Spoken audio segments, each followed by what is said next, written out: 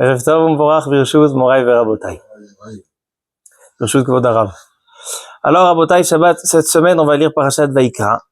Et bien sûr, comme Pessah approche, on va parler aussi de Pessah. Mais en réalité, pas besoin de chercher loin, parce que la Parashat Shavua nous parle du Chametz. La Parashat, on ouvre un nouveau livre, Parashat Vaikra, le livre des sacrifices, du service divin au quotidien dans le temple, dans le Mishkan, puis après dans le Beth Amikdash. Et une halakha qui est marquée dans notre parasha, qui chol seor, vechol devash, lo taktiru mimenu ishel Hashem. Le chametz, nous on le chasse seulement à Pessah. Mais dans le Beth Amikdash, dans le Mishkan, dans le temple, il faut savoir que toute l'année, c'était chassé du Mishkan, c'était banni du Mishkan. Il n'y a pas de chametz. Une seule fois, chazak, une seule fois dans l'année, on apportait un pain chametz, c'était le jour de Shavuot. Mais tout le reste, c'était kasher le Pessah, c'était une matzah. Et maintenant, il faut savoir que tous les jours, on ramenait. Tous les jours, il y avait des menachot. Avec le korban journalier, korban atamid, il était accompagné de menachot et nesachim. Et donc, cela était kasher le Pessah. C'était fait comme une matzah. Pourquoi le chametz, toute l'année, il est interdit dans le Mishkan? Et si on comprendra pourquoi dans le Mishkan, on le chasse, peut-être qu'on comprendra aussi à Pessah, peut-être d'une autre manière. Pourquoi on chasse le chametz à Pessah? Comment? Les 12 pains aussi. Les 12 pains aussi. A priori, c'était kasher le Pessah. Non, peut-être que le pain c'était chametz, sauf qu'on n'était pas makriv. Ce qu'on amène devant l'autel, ce qu'on amène dans le misbéach, le taktiru.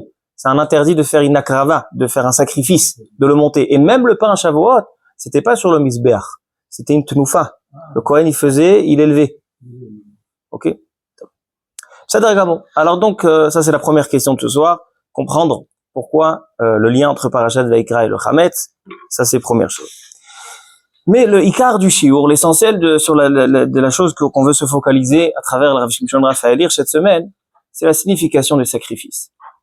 Il y a eu un grand débat, il y a à peu près 800 ans, 900 ans, un débat très très polémique entre le Rambam, le Ramban, les Rishonim, qui ont tous débattu, c'est quoi le sens, dans le judaïsme, du sacrifice?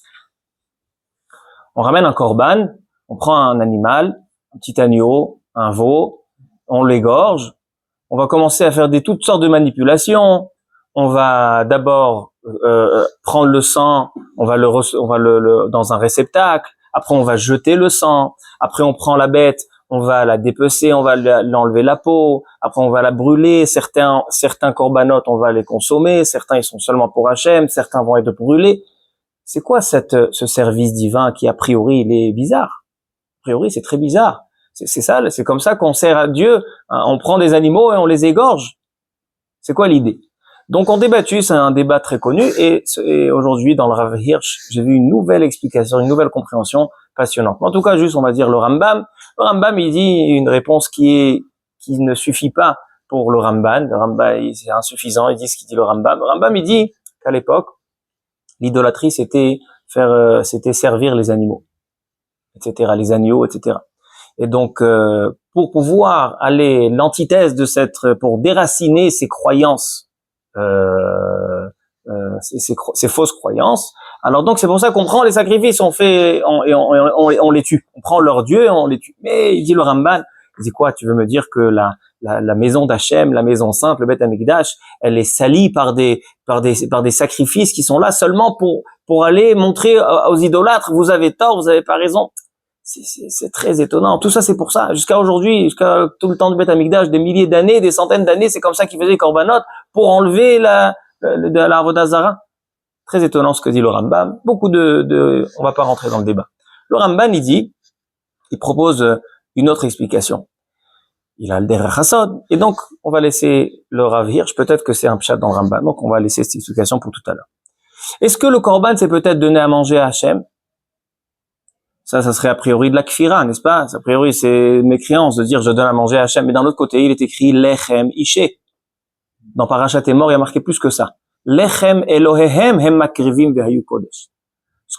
Le sacrifice et ce qu'on rapporte sur l'autel, c'est le pain du Dieu. Lechem Elohehem. Comment on peut dire une chose pareille?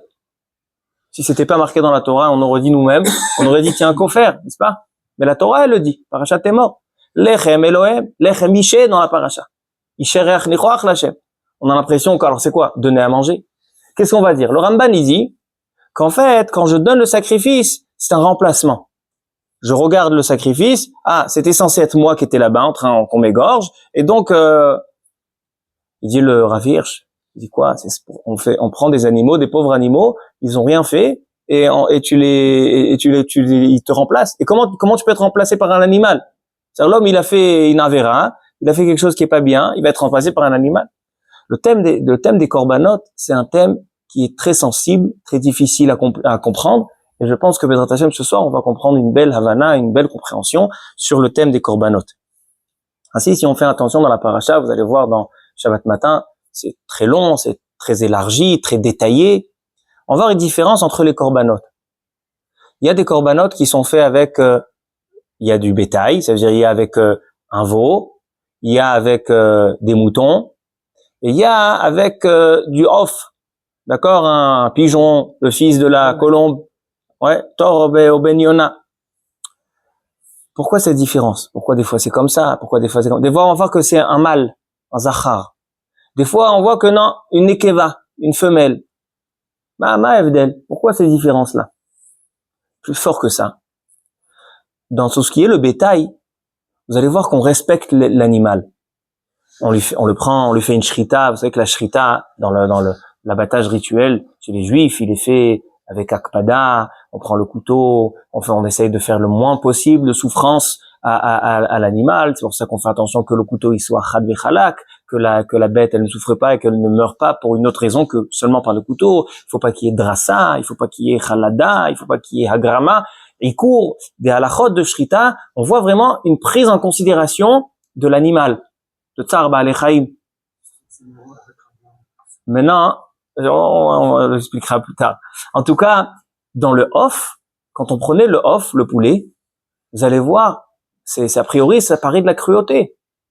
Déjà, cette volaille, cette colombe, on fait pas de shrita. On fait ce qui s'appelle la melika. C'est quoi melika? C'est vraiment, a priori, barbare. On attrape cet oiseau, et par derrière, on prend un ongle, et on les fait comme si on le décapitait. Et après, qu'est-ce qu'on fait?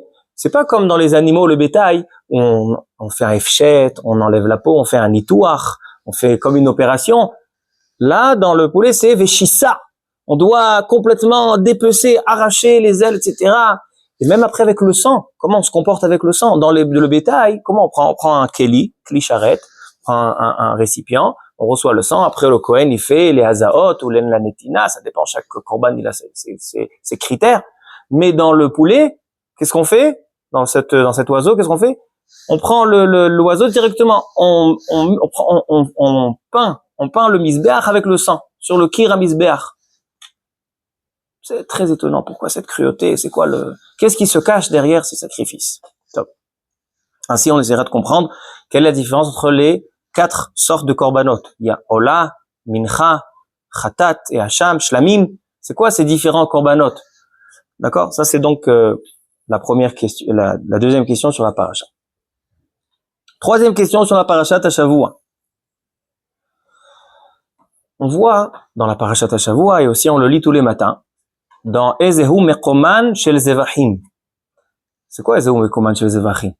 C'est pas un Teilim.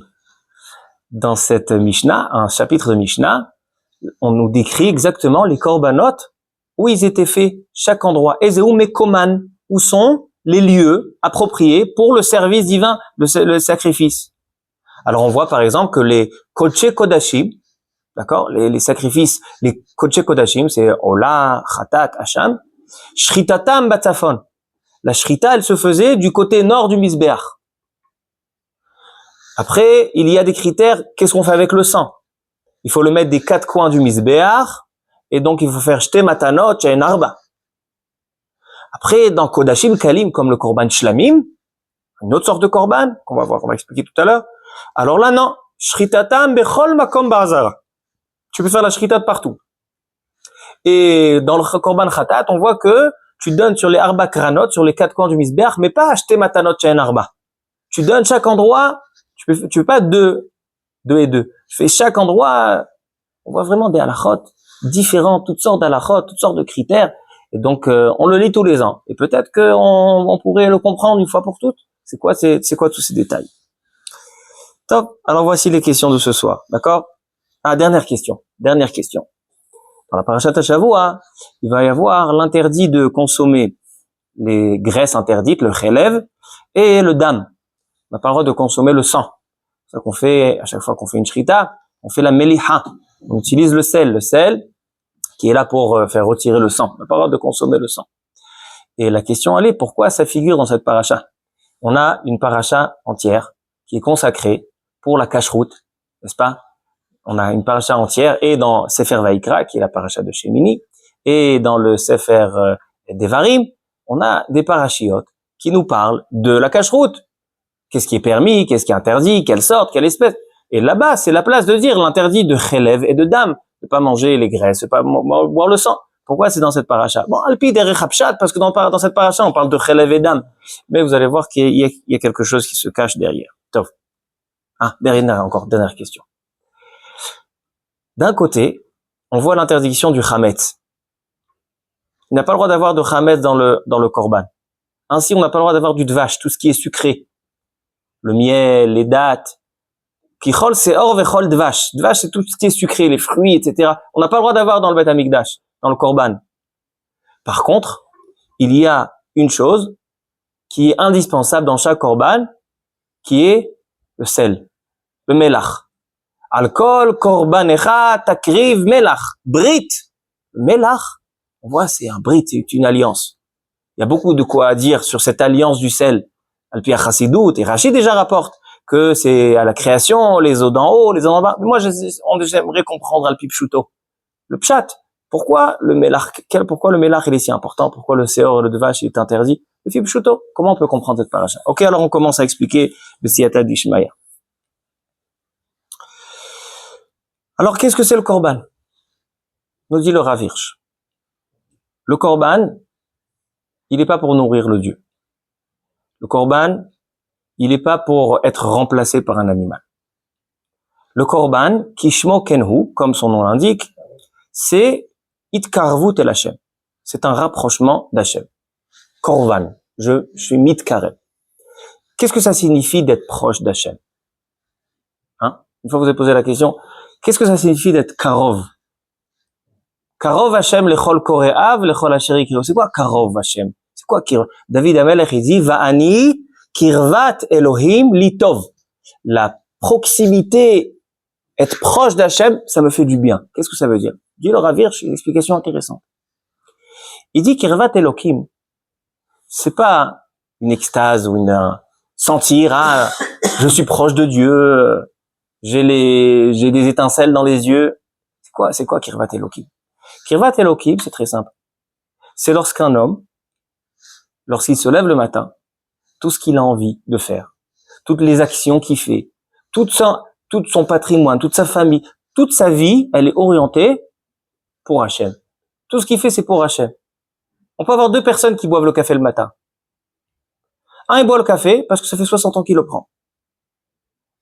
L'autre, il boit le café parce que il y a une tfila. Et moi, je me concentre mieux dans ma tfila quand je prends un café. J'ai un cours de Daf Yomi, je vais étudier. Je vais travailler pour être gentil avec les gens. Derech Eretz, j'ai besoin de prendre un café. C'est deux états d'esprit différents. Ils font la même chose.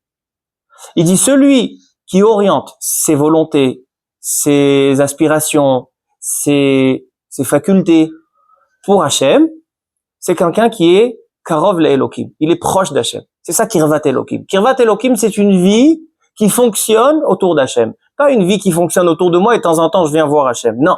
C'est que toute ma vie tourne autour d'Hachem. Ça, c'est Kirvat Elokim. Maintenant, pourquoi David Amelech, il dit Kirvat Elokim litov? Pourquoi ça procure du bien? Va'ani Kirvat Elokim litov. C'est quoi tov? Alors, il dit une explication très, très intéressante.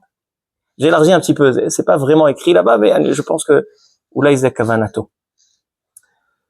Un homme qui vit pour son propre bien-être. Un homme qui travaille pour son propre bien-être. il se marie, il fonde une famille, il a des enfants, il s'occupe de sa maison pour son propre bien-être. Dès qu'il y a une chose qui va pas, alors toute son existence ne va pas. N'est-ce pas? Si je suis venu dans ce monde pour moi, donc le but il est pour que je me procure du bonheur, pour que je passe des bons moments. C'est la logique qui dit comme ça. Et donc dès le moment où je vais passer des mauvaises expériences, dès le moment où je vais avoir des épreuves dans ma vie, alors donc j'ai plus raison d'exister. Ou bien mon objectif d'existence, il est pour l'instant il est bloqué. Par contre, un homme qui ne vit pas pour lui-même, un homme qui est conscient que tout ce qu'Hachem lui a donné, tout ce qu'on lui a donné et l'abondance qu'il a dans sa vie, c'est tout pour orienter vers Hachem, c'est pour Kirvat Elohim. Alors maintenant, le bien, il n'est plus absolu. Le bien, il est Yachassi. Yachassi, ça veut dire, comment on traduit Yachassi? C'est relatif. Le bien, il est relatif. Parce que si j'ai des épreuves, peut-être que c'est pour me rapprocher d'Hachem. Peut-être que si j'ai des épreuves, c'est pour que le nom d'Hachem soit sanctifié. Regardez, il y a des personnes qui ont des épreuves. Et que de ça, ils font un kiddush Hachem extraordinaire. Vous connaissez des personnes que, voilà, ils ont des difficultés, et ben, ils ont transformé la difficulté en élévation du nom divin. Où on a entendu il y a pas longtemps à Yerushalayim, quand il y a eu un attentat terrible, une femme elle a dit Al tagidou ouf, tagidou kouf. Ne dites pas oh je suis dans la galère, dites le Mizmor kouf de Teili, Mizmor Letoda. Ça c'est une personne que personne ne connaissait. Personne ne connaissait cette femme. Elle a eu une épreuve, elle a perdu 2 enfants, c'était 1 an. Et voilà, elle a transformé la chose en élévation divine. C'est-à-dire que ça, c'est Kirvat Elohim Litov. C'est-à-dire qu'on peut dire Mizmor Letoda, on peut dire merci parce que le Tov, il n'est pas absolu. Si elle vivait pour elle-même, cette femme, alors elle a plus raison de se lever le matin, elle a perdu 2 enfants. Mais si la personne, elle sait qu'elle vit pour un objectif, donc pour le divin, pour Hachem, et elle se dit, bon, le bien, il est, et c'est lui qui décide c'est quoi le bien.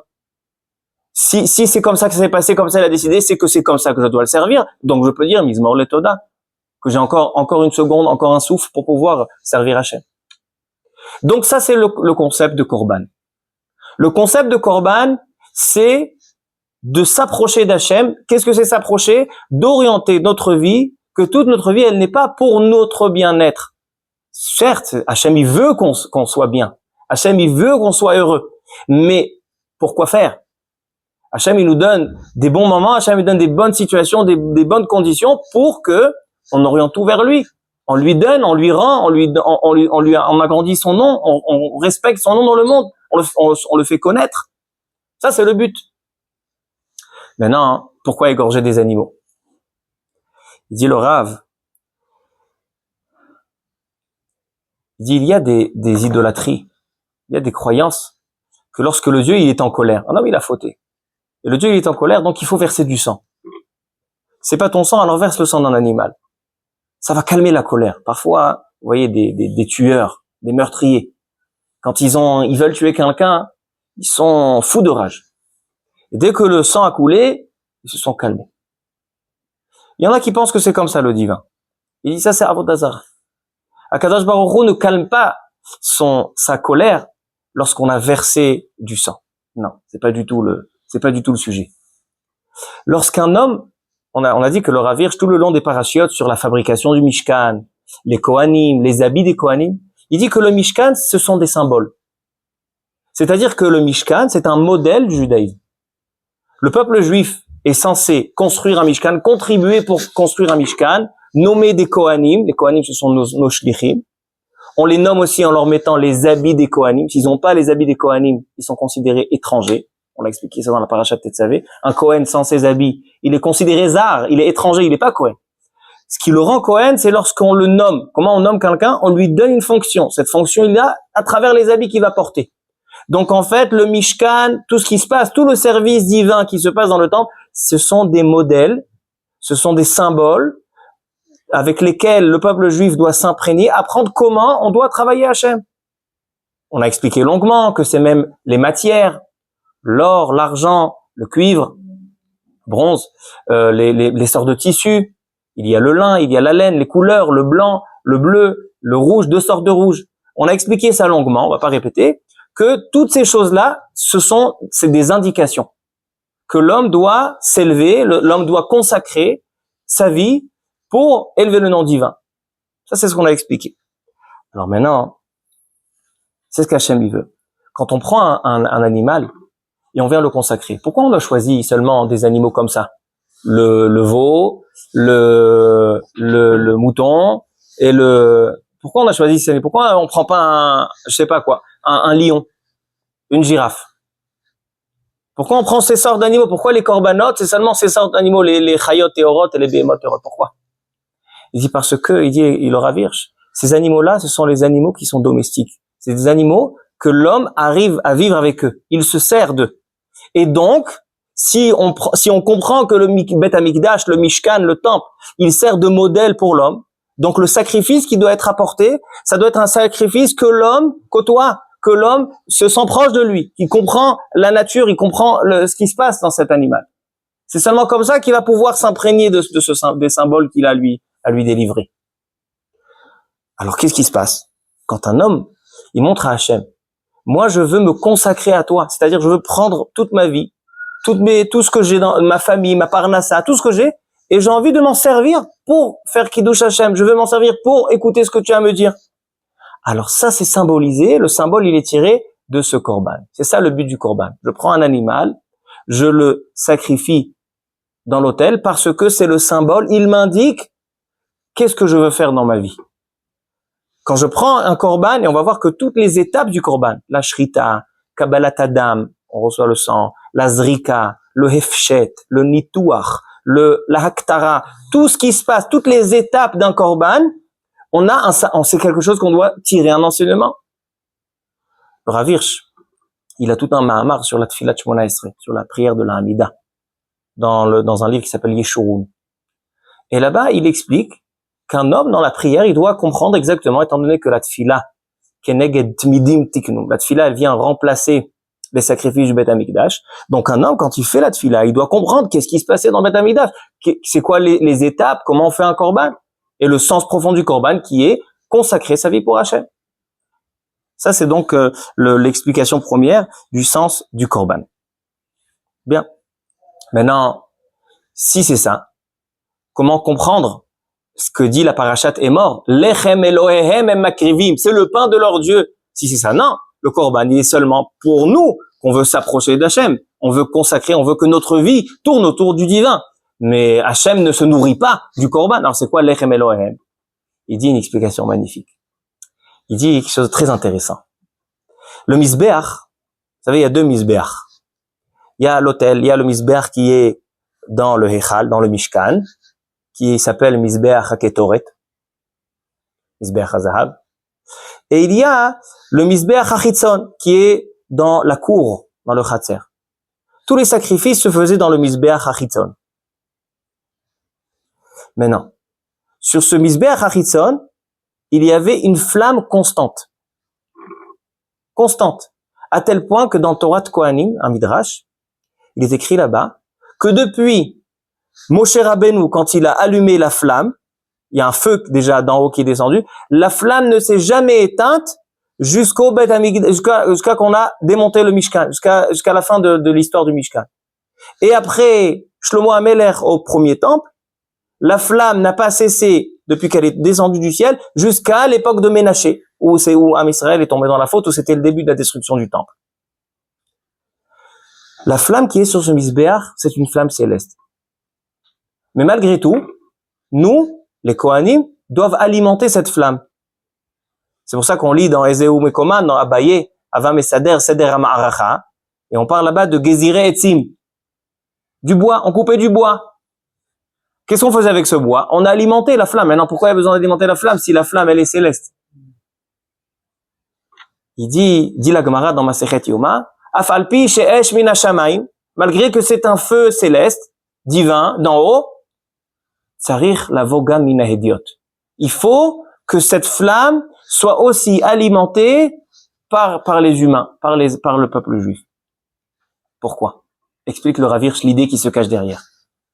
Il dit, c'est quoi ce feu qui consomme les corbanotes? On fait des sacrifices et le feu les consomme. C'est quoi le inyan? C'est quoi l'idée? Le feu, on voit dans la Torah que la Torah s'appelle le feu. Parashat Vezot Aberacha, Mimino Esh Dat Lamo. La Torah, elle est symbolisée par le feu. Pourquoi? Parce qu'un homme qui s'imprègne d'enseignements de Torah, un homme que sa vie est dirigée par la Torah, on a pris un être et c'est comme si on l'a brûlé, on l'a changé. Le feu, il a un caractère, c'est qu'il change la nature des choses. Quelqu'un qui est un menuisier, qui prend du bois et qui donne quelques coups de marteau, il n'a pas changé la nature du bois. Il a fait un montage. Un homme qui veut changer une matière, il a besoin du feu. Le feu, il a capacité de changer la matière. Entre parenthèses, c'est une des raisons pour laquelle, dans la paracha la semaine dernière, Avara, les chalek yatzat, ou le feu, c'est une autre mélacha. C'est pas comme toutes les mélachot de Shabbat. Avara, le feu, il a quelque chose de particulier. Parce que il change les codes génétiques. Il change la matière qui se trouve devant nous. Ça change. Maintenant, qu'est-ce qui change l'être? Un homme né, un homme qui naît sur ce monde, il est comme tous les goïms.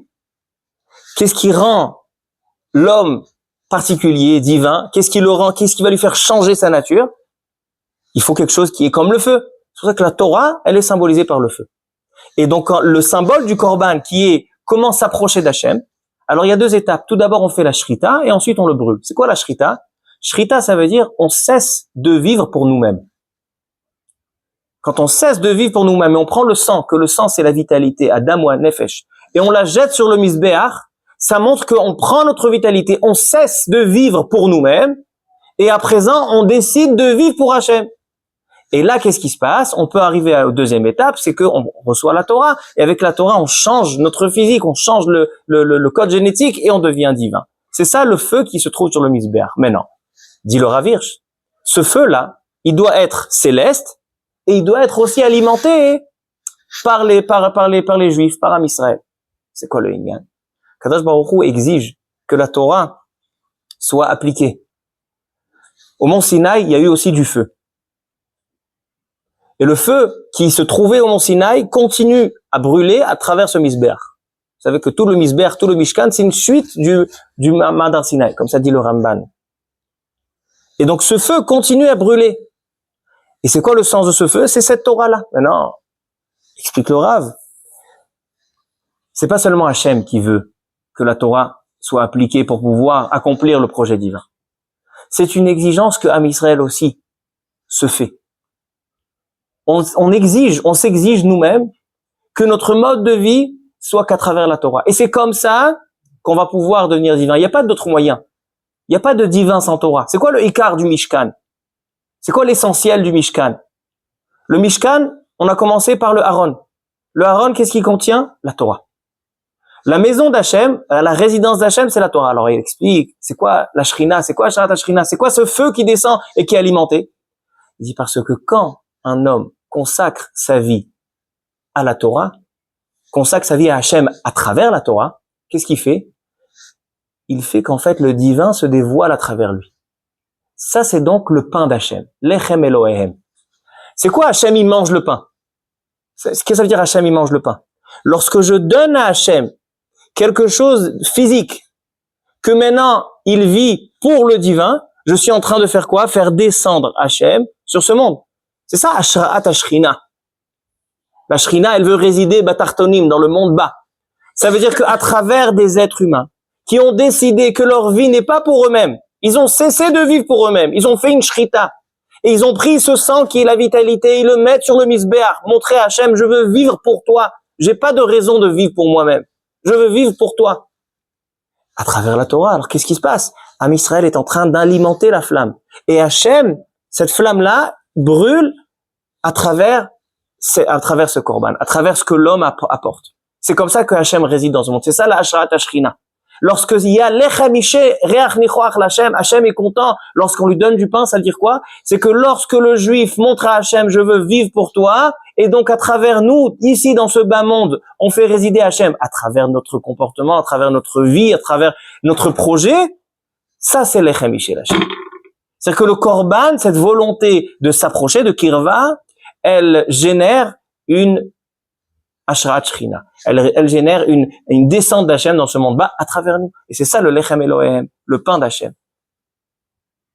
C'est une possibilité d'Hachem ici de résider à travers nous. Bien.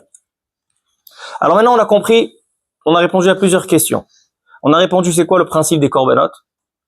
On a expliqué pourquoi les animaux, ces animaux-là, parce que ces animaux-là, ce sont des animaux qui sont identifiés avec l'homme, donc l'homme peut tirer des symboles. Et on a compris aussi c'est quoi le pain d'Hachem, c'est quoi l'Echem Ishel Hachem. Passons à la prochaine étape. Quelle est la différence entre les différents korbanot? Il y a korban ola, shlamim, khatat, mincha, et il y a aussi différents animaux. Bakar, tson, off. C'est quoi la différence? Alors écoutez bien, c'est extraordinaire ce qu'il dit. Quelle est la différence entre les animaux, le bétail et le off? Il dit le bétail, il y a le veau et il y a les moutons, n'est-ce pas? Quelle est la différence entre un veau, un bœuf et un mouton? Le bœuf, il est travailleur. Il est travailleur. Il est mécharette. Quand on veut labourer le champ, on a besoin de lui. Il laboure le champ. Il est mécharette. Il est poël. Il a des projets. Il va vers l'avant. Il va de l'avant. Ça, c'est le taureau. Mais les moutons, c'est quoi le caractère des moutons? Ils sont toujours dirigés. Ils suivent toujours un berger. C'est-à-dire qu'en fait, dans les korbanot, quand on a ce korban ola, tout ce qu'on parle, on a parlé jusqu'à maintenant, ça évoque l'idée de ola. Ola, c'est consacré pour Hachem. Le korban atamid, le korban journalier, c'était ola, olat tamid. Parce que tous les jours, matin et après-midi, on doit symboliser, on doit marquer notre volonté d'être consacré pour Hachem. Pour le korban ola, on peut utiliser deux sortes d'animaux. On peut utiliser le bakar, le veau, le taureau qui est celui qui entreprend. Et on peut utiliser le tson. Le tson, c'est tout ce qui suit un berger. C'est-à-dire, il y a deux états d'esprit dans des personnes qui veulent consacrer leur vie pour Hachem. Il y a des personnes que c'est par projet. Vous connaissez, il y a des gens, ils ont un caractère d'entrepreneur. Ils font des choses, ils sont poalim, ils vont de l'avant. Et ben, il y a des personnes que c'est comme ça qu'ils veulent consacrer Hachem. Étant donné qu'ils ont énormément d'énergie et ils veulent faire des choses, donc ils choisissent d'orienter cette énergie, cette volonté de faire pour Hachem. Ça, c'est donc Ola Minabakar. Mais il y a aussi, et c'est pas moins bien, Ola Minatzon. Une Ola qui vient de quelqu'un qui comprend qu'il est dirigé par un berger, que son goral, que son sort dépend d'Hachem. Et quelqu'un qui comprend que son sort dépend d'Hachem, donc il dit, si c'est ça mon goral, c'est ça mon sort, alors c'est comme ça que je dois faire. Deux sortes de personnes, deux types d'état d'esprit. Et les deux sont Ola. Avec ces deux types d'état d'esprit, on peut arriver à Ola. Mais il y a une troisième chose, qui s'appelle Ola Ta'of. Aussi avec un pigeon, on peut faire aussi un korban Ola. Qu'est-ce qui symbolise lui? Le pigeon, il symbolise la souffrance. Dans les keynotes de Tisha B'Av, il y a une kina qui s'appelle Shana Beshana Ehege Keyona. Une prophétie, Ehege Keyona. De manière générale, les oiseaux, ce sont des êtres qui sont toujours à la fugue de prédateurs. Ils sont nodedim. Ils vont d'un endroit à un autre, ils vont, là il fait chaud, alors là il fait froid, là il y a des vautours, là il y a des aigles. Le caractère premier d'un oiseau, c'est qu'il est toujours en train de fuir quelque chose, fuir une menace. Et particulièrement la Yona. Particulièrement. En Israël, ils ont été comparés dans Shir HaShirim à la Yona. Ahat-hi yonati tamati. Et quand on vient pleurer le Beth Amikdash, on dit Ehege keyona, je pleure comme une colombe. Pourquoi? Parce que de la même manière que la colombe, elle cherche sa maison, elle fuit quelque chose. Am Israël, il est comme ça. Il a toujours été en train de fuir, chercher une maison. Alors maintenant, on a dit, il y a deux manières de se consacrer à Hachem. Ou bien par la volonté de travailler, le bakar, ou bien par la volonté de prise de conscience que notre sort est entre les mains d'Hachem, c'est le tzon. Et il y a aussi le Ola Ta'of. C'est lorsqu'un homme, il comprend que même quand il est dans la souffrance, même quand il est en train de fuir, même quand il est dans les galères, même quand il y a des problèmes, ça aussi, c'est une manière de se consacrer à Hachem. Il y a manière de se consacrer à Hachem avec ce que tu as. Et il y a manière de se consacrer à Hachem avec ce que tu n'as pas. Parfois, les gens, ils disent, ouais, si seulement j'étais intelligent comme l'autre pour pouvoir étudier bien, si seulement j'avais assez de ferveur dans ma prière. Sache que si Hachem, il t'a donné cette capacité, et s'il t'a donné des galères, et toi, au lieu d'être au kollel du matin au soir à étudier, t'as des problèmes et tu dois t'occuper de ta parnassa, mitzata hama, tzeta nchama, depuis le matin jusqu'au soir, c'est que là-bas, tu peux te consacrer à Hachem. On peut se consacrer à Hachem avec ce qu'on a, et on peut se consacrer à Hachem aussi avec ce qu'on n'a pas. C'est ça les trois formes de Ola. Il y a Ola Tabakar, Ola Tatzon et Ola Taof. On continue. Il y a aussi Korban Khatat. Korban Khatat vient sur une erreur. Pourquoi on fait Korban Ola? Ola, c'est par exemple quelqu'un qui n'a pas fait une mitzvah assez. Ou quelqu'un qui a des mauvaises marchavot. Irur alev. Ça, c'est le Korban Ola. Mais Korban Khatat, il vient sur une Avera. Un homme, sans faire exprès, il a allumé la lumière Shabbat. Il ramène un Korban Khatat. Le Korban Khatat, il a d'autres critères. Mais la majorité des Korbanot au Beth Amikdash, ils ressemblent au Korban Ola. Pourquoi? Dit le Rav Hirsch. Dans le judaïsme, on croit, et on le vit, que la faute, elle n'est pas innée en nous. Le Khatat, c'est une nefila chad pe'amit. Le Khatat, ça arrivé. Bon, il a eu une erreur, il a été shogeg, etc. Il ramène un Korban. Mais l'idéal, c'est le Korban Ola. Pourquoi le Korban Ola? La majorité des Korbanot, ils ont les mêmes critères que Korban Ola. Korban Ola, c'est toute la vie. C'est l'homme qui est sans arrêt en train de vouloir avancer et avancer. C'est pas quelqu'un qui pense qu'il est arrivé à la shlemut. Il dit quelqu'un qui pense qu'il est arrivé à la shlemut, il est arrivé au complet, c'est déjà le mavet. C'est pas le chaim. Ce qui définit la vie, la différence entre la vie et la mort, c'est que la vie, c'est celui qui est tout le temps en train d'avancer. J'ai vu quelque chose de très intéressant aussi, il dit Rav Hirsch. Il dit, tous les matériaux, ils ont ce qui s'appelle koach hameshicha. Comment on traduit koach hameshicha en français? La force d'abord. Non, koach hameshicha, c'est ce qui va toujours en bas, la gravité, non? Là, oui, dans l'attraction. Alors donc, la gravité. Alors donc, chaque matière, elle est toujours tirée vers le bas. Pourquoi? Parce qu'elle n'est pas vivante. Il dit le Rav Hirsch, tout ce qui est vivant, le koach hameshicha n'a pas d'emprise sur lui. C'est pour ça que le korban ola, son nom l'indique, il est olé, il n'est pas yored. Normalement, une matière, elle est censée être yored. Korban ola, c'est milashon olé le mal. Ça veut dire que la vitalité de l'homme, la vie, elle est à travers quelqu'un qui veut toujours avancer. Ça, c'est le korban ola. Ça, c'est le symbole. C'est pour ça que le korban journalier, il est olat tamid. C'est un korban ola.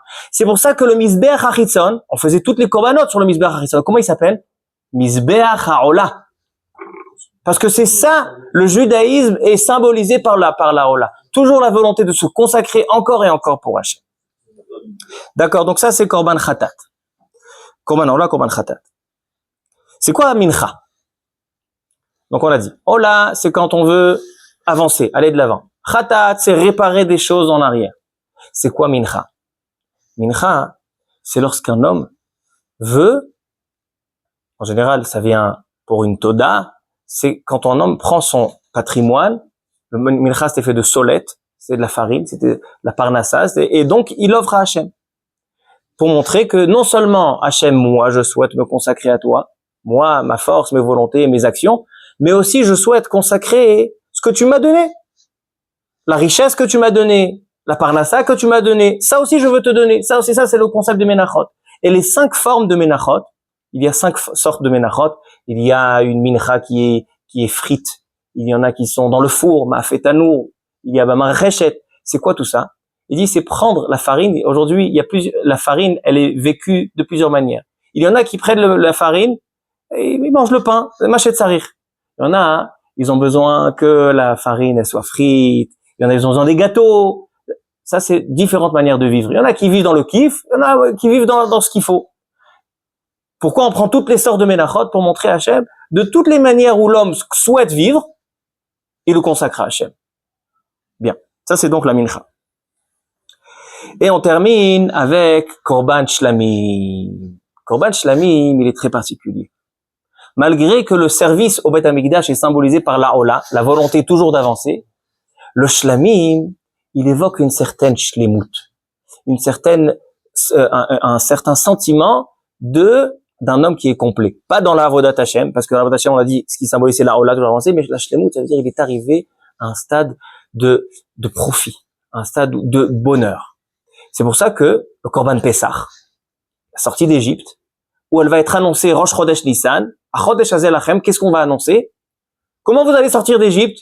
Vous allez devoir prendre un Korban Pessah, que lui sera Shlamim. C'est quoi Shlamim? Le Shlamim, il venait lorsqu'un homme est dans le bonheur. Lorsqu'un homme, il veut prendre tout son bonheur et associer Hachem à son bonheur. Shlamim, Shalom, Osim Shalom Ba'olam. C'est fait Shalom ben lemala, ben lemata. C'est le Shlamim, c'est l'homme qui est complet. Et il veut associer Hachem. Alors maintenant, c'est très intéressant. Tous les korbanot, Ola, Kodesh Kodashim, Shritatam Batzafon.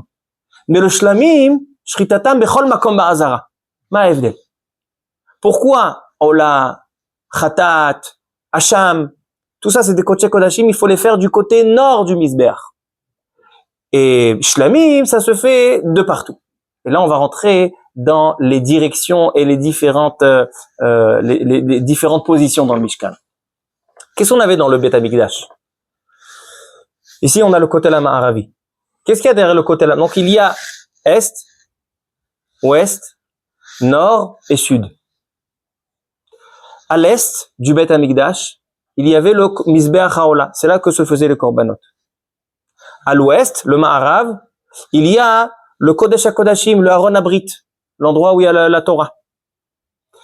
Dans le côté Nord, il y a le côté nord, il y a la richesse, le shulchan.